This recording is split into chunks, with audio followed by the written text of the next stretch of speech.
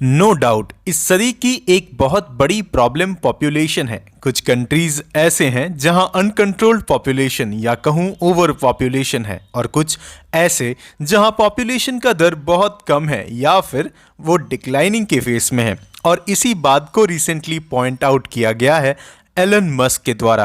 उन्होंने एक टर्म इस्तेमाल किया है, पॉपुलेशन कोलैप्स। मतलब countries like India and China कुछ सालों में एक मैसिव पॉपुलेशन डिक्लाइन फेस कर सकते हैं। एलन मस्क ने रीट्वीट करते हुए एक ग्राफिकल इलस्ट्रेशन के माध्यम से ये बताना चाहा दैट बिटवीन 2018 एंड 2100 पॉपुलेशन में कुछ बड़ी चेंजेस आएंगे। और कैप्शन में उन्होंने इस बात को डाला है that population collapse is humanity's greatest threat. Indeed, yes, it is. So in this lecture, we will understand how population collapse is a big threat for humanity and what are the causes behind it.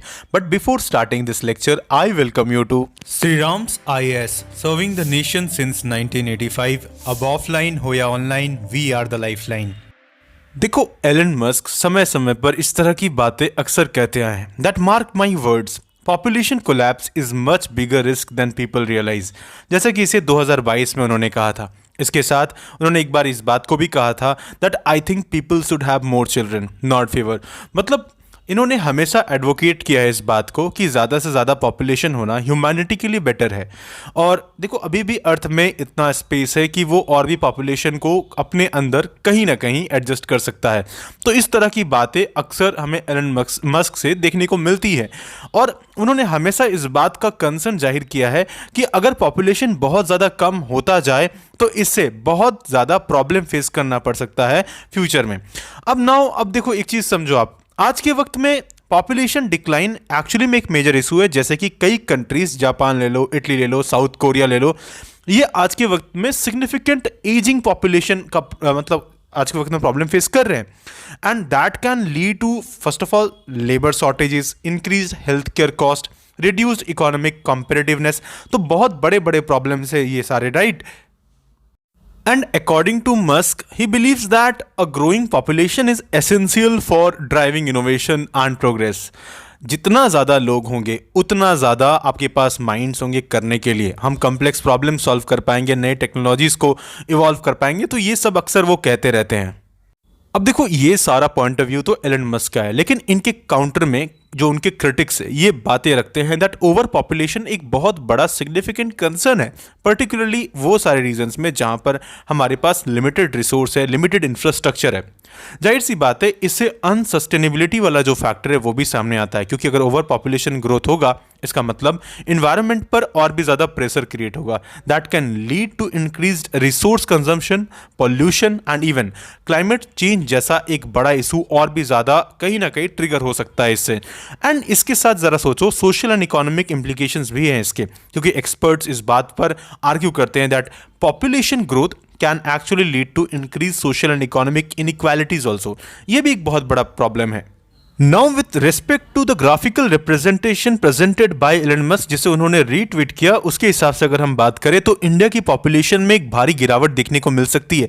मतलब भारत में करीब 400 million लोगों की कमी आएगी 2100 तक, जहां हमारी पॉपुलेशन अराउंड 1.1 बिलियन के आसपास आकर स्टिक करेगी। और फिर इसके साथ जब हम चाइना की पॉपुलेशन के बारे में बात करते हैं तो उसमें और भी ज़्यादा बड़ा गिरावट देखने को मिलेगा। मतलब अराउंड 731 मिलियन के आसपास लोगों की कमी हमें देखने को मिलेगी। मतलब ये बड़ा नंबर है, राइट? तो आज के वक्त में चाइना की पॉपुलेशन बहुत तेज़ी से गिर रही है एंड मोस्ट प्रोबेबली चाइना की पॉपुलेशन 3rd नंबर पे आ जाएगी, ऐसा प्रेडिक्शन है।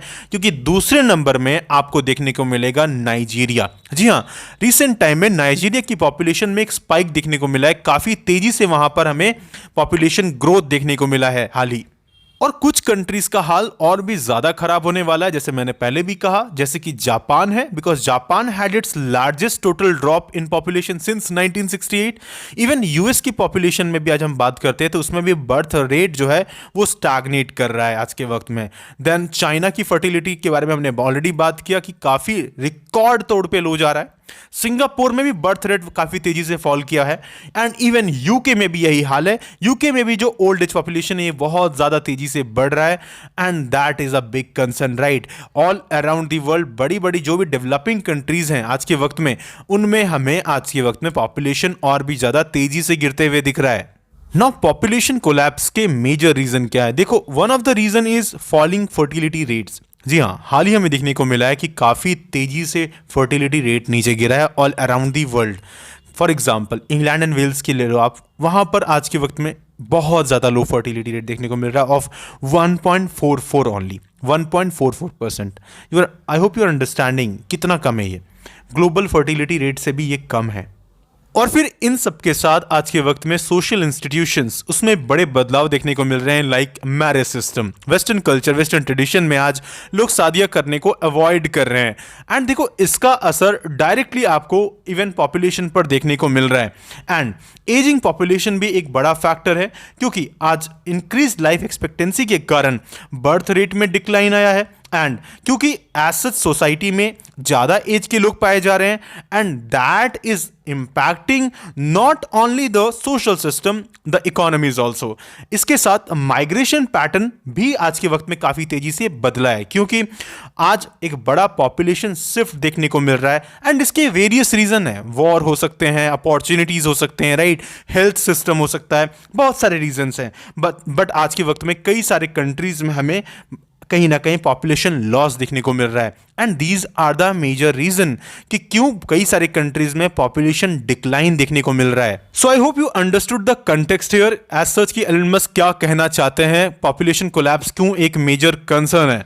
एंड विद दैट ये टॉपिक आपके मेंस के लिए, यूपीएससी मेंस के लिए काफी इंपॉर्टेंट हो जाता है, एंड दैट्स वाई आपको इसे अच्छे से कवर करना चाहिए। और मैं आशा करता हूं आपको ये टॉपिक समझ आया होगा, और अगर आया है तो do press the like button, और अभी तक आपने अगर सब्सक्राइब नहीं किया है तो do subscribe this channel for more such videos. And इसी तरह के अपडेट्स पाने के लिए हमारे साथ जुड़े रहें। And at last, may God bless you all.